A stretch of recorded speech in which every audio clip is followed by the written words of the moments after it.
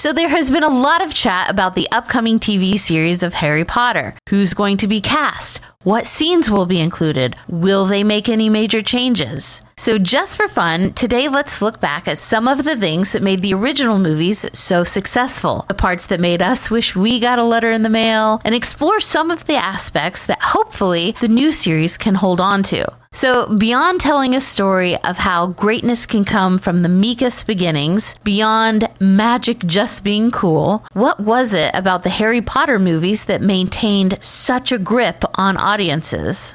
Number one, the setting. The first thing that just made these movies work was the setting. The story takes place in the real world, and I mean that in a couple of different ways. The first way is literally just the setting. Normal town, normal house, normal clothes, normal colors. It's a story about magic, but they resisted the urge to use outlandish surroundings. This is something I find a lot of modern productions can't help themselves from using. Their philosophy is bigger is better. Big wardrobe, brightest colors, heavy-handed post-production that just makes the whole thing feel surreal. Now, sometimes this technique adds to a movie. Think of Baz Luhrmann films. But in the case of Harry Potter, making the setting look wholly unnatural would just prevent the whole willing suspension of disbelief to take hold. It's already a story about wizards. You have to take every opportunity to ground it in reality to make the story feel believable.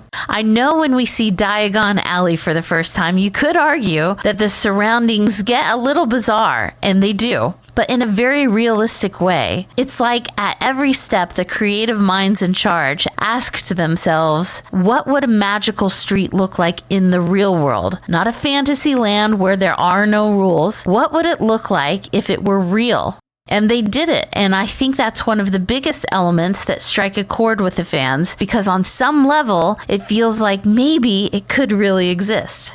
Number two, the characters. There's no question that some of the best actors of our time were cast in these movies. Gary Oldman, Alan Rickman, Maggie Smith, Timothy Spall. The list goes on. And beyond just calling them good actors, they genuinely brought each character life with gravitas. You don't get the impression in the least that anyone was embarrassed to be acting in what could be seen at the time as just a kid's movie about magic. Because these people played the characters with total seriousness, it only added to the perfection of these movies, and in fact, was a huge contributing factor in these films feeling less like something geared towards a younger audience and more of simply being a great movie. Number three, there are rules. Even though this is a world where a character can literally use magic to get out of a tight spot, there's no point in the story where the use of magic feels like lazy writing to quickly solve a problem. We see the characters each struggling and putting in the work to learn how to use magic. With the possible exception of Harry on a broom, there's very few moments in the story where someone is naturally good at spells with minimal effort. That way, when we're told in the story, wow, that's an impressive piece of magic,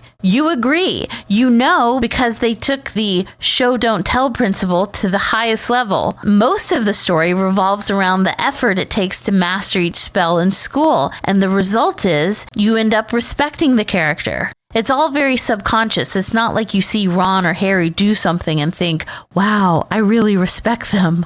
But what you're not doing is seeing someone use magic and go, yeah, okay.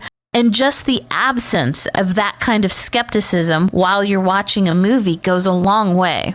Each of these elements came together to turn the wildly implausible idea that witches and wizards are real into something that felt almost possible. And that's what made these movies so great. Whatever else the new series introduces in 2026, I think if they can keep these elements, the show could be a real success. Let me know what you think in the comments.